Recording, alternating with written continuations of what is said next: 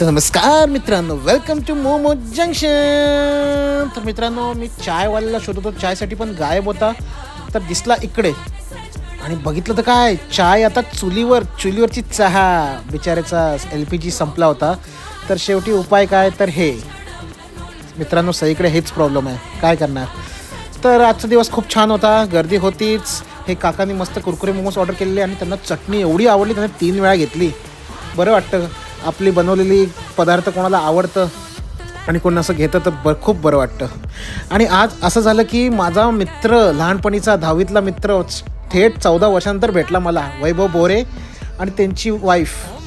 आणि त्यांनी पण मोमोजचा आनंद घेतला, खूप बरं वाटलं त्यांना. आणि चिकन ग्रिल पाव तर खूपच आवडलं त्याला, त्यांनी स्टोरीवरला पण टाकलं त्यांनी.